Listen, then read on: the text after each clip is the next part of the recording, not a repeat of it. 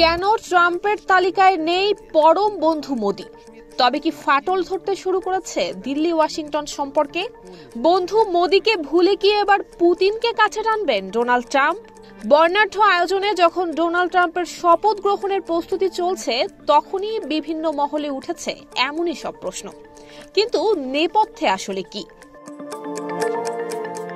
বিশ্ব নেতাদের উপস্থিতিতে দ্বিতীয়বারের মতো বিশ্ব মোড়লের চেয়ারে আনুষ্ঠানিকভাবে বসতে যাচ্ছেন ডোনাল্ড ট্রাম্প। এই আয়োজনে ট্রাম্প প্রশাসন থেকে কোন কোন দেশের রাষ্ট্রপ্রধান সম্মানিত অতিথি হিসেবে দাওয়াত পাবেন সেটা নিয়েও চলছে নানান জল্পনা। তবে অবাক করা বিষয় হলো, এখনো পর্যন্ত ট্রাম্পের দাওয়াত কার্ড এসে পৌঁছায়নি ভারত এবং বাংলাদেশে। পাকিস্তানও নেই এই তালিকায়, তবে সময় এখনো শেষ হয়ে যায়নি। অন্যদিকে ট্রাম্প প্রশাসন বলছে তাদের দাওয়াত কার্ড তালিকা অনুযায়ী শেষের দিকে। তাহলে কি এই আয়োজনে উপেক্ষা করা হচ্ছে বাংলাদেশ আর ভারতকে? বাংলাদেশে যেহেতু অন্তর্বর্তী সরকার রাষ্ট্র পরিচালনা করছে, নির্বাচিত কোনো সরকার এখনো নেই, সুতরাং ট্রাম্প প্রশাসনের এই সিলেক্টিভ তালিকায় বাংলাদেশের নাম না থাকলেও অবাক হওয়ার কিছু নেই। কিন্তু মোদি প্রশাসন সবসময়ই ট্রাম্পের সঙ্গে তাদের গভীর সম্পর্কের কথা জানান দিয়ে আসছে।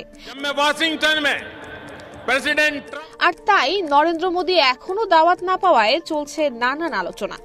তাহলে কি সম্পর্কের পারদ নিচে নামতে শুরু করেছে?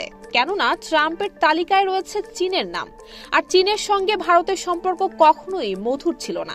গভীর বন্ধুত্বের সম্পর্ক ছিল না যুক্তরাষ্ট্রেরও। কিন্তু তারপরেও শি জিনপিং সবার আগেই নিমন্ত্রণ পত্র পেয়েছেন। আগামী 20 জানুয়ারি শপথ গ্রহণ করতে যাচ্ছেন ডোনাল্ড ট্রাম্প। শপথ অনুষ্ঠানের আয়োজন ঠিক করতে দিনরাত কাজ চলছে ওয়াশিংটন ডিসিতে।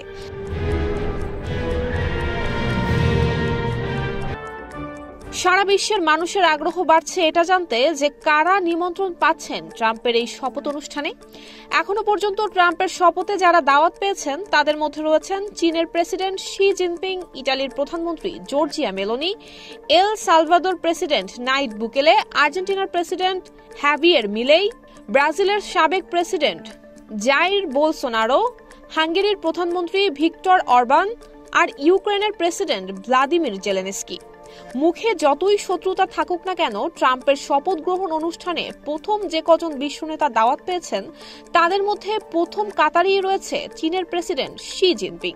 তবে ট্রাম্পের শপথ অনুষ্ঠানে যোগ দিচ্ছেন না তিনি। তার বদলে কাকে পাঠানো হবে ওয়াশিংটন তা নিয়ে চলছে জল্পনা কল্পনা।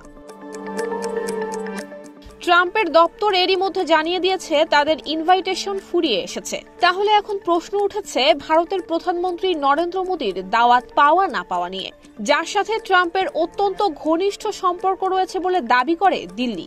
সেই মোদিও কি দাওয়াত পাবেন না? এই প্রশ্নের এখনো কোনো সুনির্দিষ্ট উত্তর নেই। নুসরাত জাহান মেহেক, ঢাকা পোস্ট।